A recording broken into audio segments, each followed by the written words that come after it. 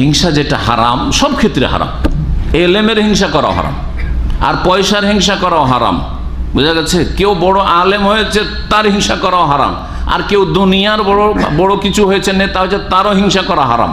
বুঝছেন না?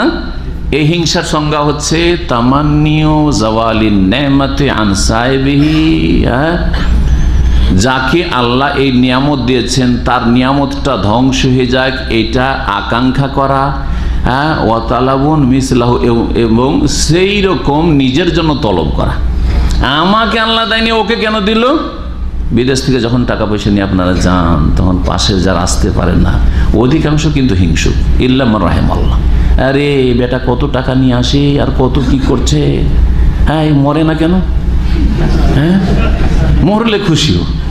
হারাম হারাম, সমস্ত আমল ধ্বংস করে দিবে, সমস্ত আমল ধ্বংস করে দিবে।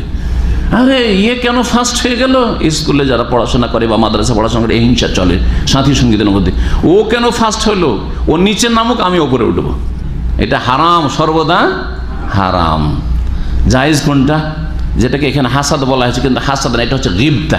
এটাকে আরবিতে কি বলা হয়? আল গিবতা। হাসাদ হারাম, হিংসা সবসময় হারাম।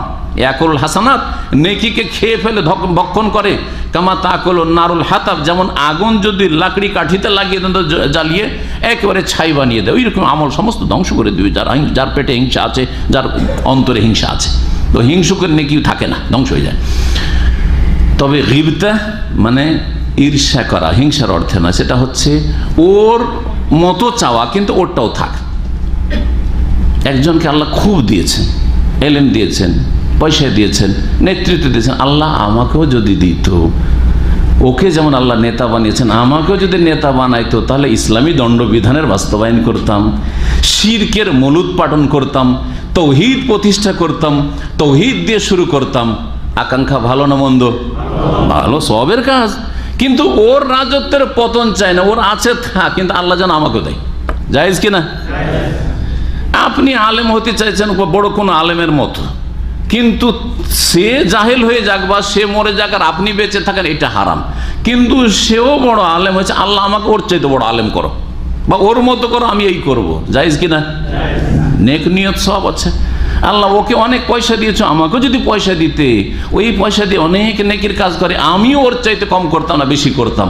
জায়েজ কিনা? বরং সওয়াবের কাজ। এই কথাই বলা হয়েছে লা হাসাদ ইল্লা ফি সিনাদ, দুটো কাজে ঈর্ষা মানে গিবতা, গিবতা কর। হাসাদ মাহমুদ প্রশংসিত হিংসা, আর বাকিগুলো হচ্ছে নিন্দিত, মজমুম।